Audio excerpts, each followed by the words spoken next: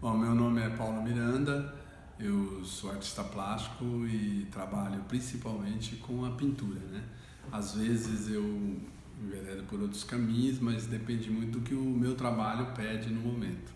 Mas assim, ó, o que eu mais produzo mesmo é na pintura. Eu trabalho principalmente com o papel, com o pigmento natural e a lona como suporte, né? Já trabalhei muito com o papel também, usando o papel como suporte, mas hoje o meu trabalho o suporte do meu trabalho hoje é a lona, né? Eu desenvolvo trabalhos de pequenos, médios e grandes formatos, né? Eu tenho uma predileção a trabalhar grandes formatos, porque às vezes quando eu faço trabalhos menores, eles normalmente fazem uma ligação entre um e o outro e acabam virando alguns dípticos, trípticos, enfim, múltiplos. Então eles acabam ampliando um pouco mais e ficam trabalhos maiores e tal.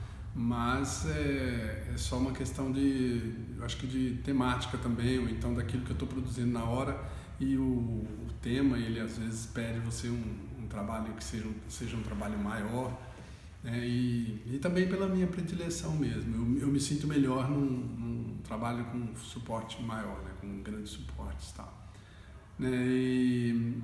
Enfim, eu desenvolvo sempre a pintura e hoje, por exemplo, eu trabalho muito com essa questão da referência das paisagens, né? Enfim, de paisagens imaginárias, que eu parto, na verdade, de coisas, de uma paisagem real, mas depois também com influências de uma paisagem imaginária. Ela acaba sendo uma paisagem imaginária.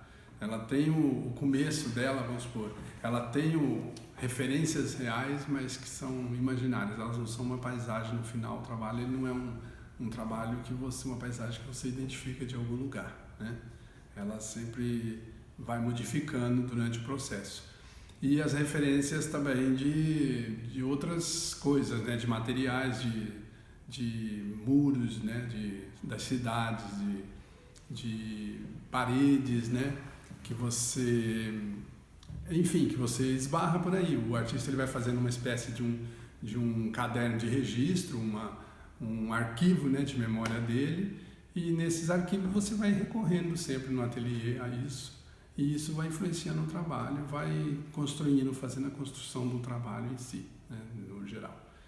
Eu tenho alguns artistas, né, que a gente sempre tem como referência, né, que a gente tem uma fala que diz que são animais do mesmo pelo, né, mas são artistas da mesma família, como queiram, que a gente sempre tem como referência, né, desde dos antigos, por exemplo, os artistas românticos, né, como passando pelos mais contemporâneos hoje. Então, um William Turner, por exemplo, me influencia muito. Um Francis Bacon, por exemplo, é sempre referência, né, para mim no trabalho, né. Um Kiefer, por exemplo, mais contemporâneo, vamos dizer assim, também é um artista que me influenciou muito, principalmente no começo da minha carreira, né? Me influenciou demais, o Kiefer, Tapias, enfim, é uma gama de artistas que você vai convivendo durante a vida, né? E vai aprendendo a admirar o trabalho, né? E a partir desse trabalho você vai criando o seu, enfim, vai fazendo esses links todos, né? Porque você nunca você vai partir do nada, né? Você sempre vai ter as suas referências. Hoje em dia, a internet, por exemplo, não te deixa mais ser um autodidata. Então, são artistas que me influenciam muito. Fui aluno do Hélio Siqueira, fui aluno de Franz Krasber, eu trabalhei com Karin Lambrecht, né? Com Shirley Paisley, enfim, são Alex Serbin, que é um amigo e que a gente, né, troca figurinha sempre. Numa conversa que eu peguei sua com outra artista, você me falou que você estava falando que veio do teatro e aí era ator. Eu queria saber se essa experiência que você teve tem alguma influência hoje nos seus trabalhos. Eu acho que sim, eu acho que esses dias, por exemplo, eu estava pensando, o ator, a gente lidava muito com cenários, né, com grandes cenários, né? Quando na época a gente montava peças de teatro e tal. Então talvez venha daí também um pouco dessa questão de querer trabalhar fora, fazer obras grandes, né? Trabalhos grandes de 3 metros, 4 metros.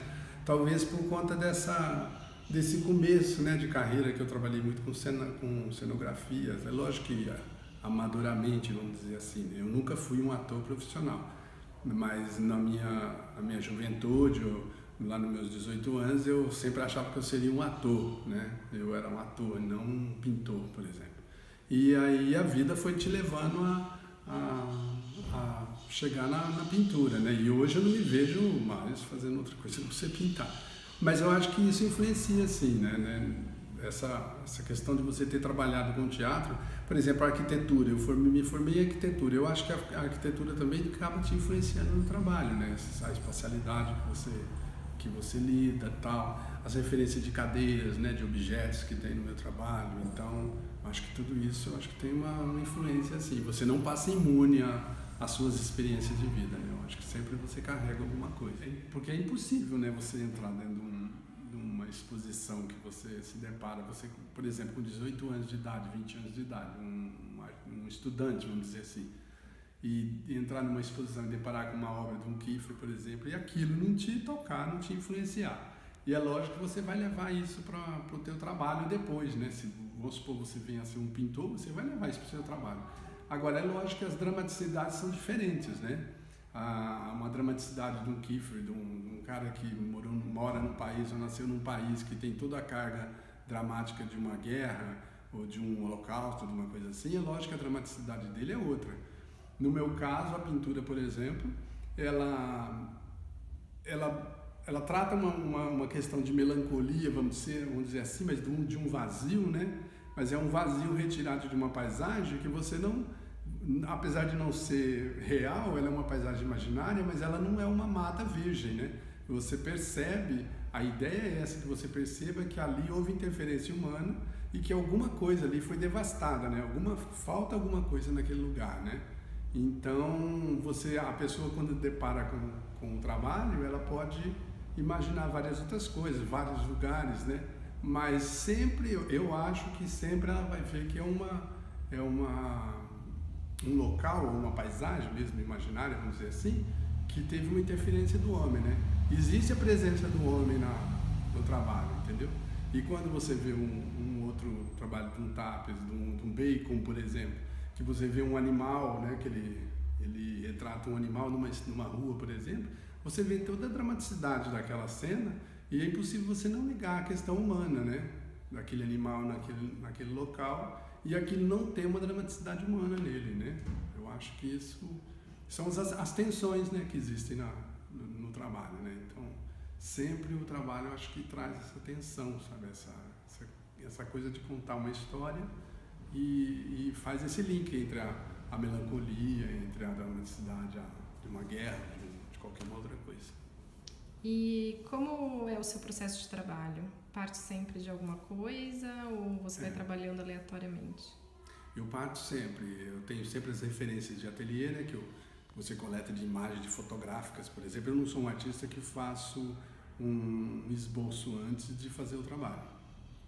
Eu parto da tela em branco, vamos dizer assim, mas a cabeça não. A sua cabeça já tem aquilo que você está querendo trabalhar no momento.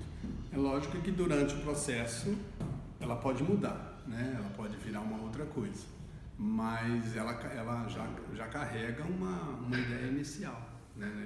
Ele sempre vai ter essa referência primária, né? Que você vai para o ateliê, você sabe mais ou menos o que você está pensando. A cabeça do artista, ela é povoada de muitas coisas. Então, por exemplo, eu estou fazendo um trabalho, mas eu já tenho várias outras coisas na minha cabeça que provavelmente não vai estar naquele trabalho, né? Já é uma outra.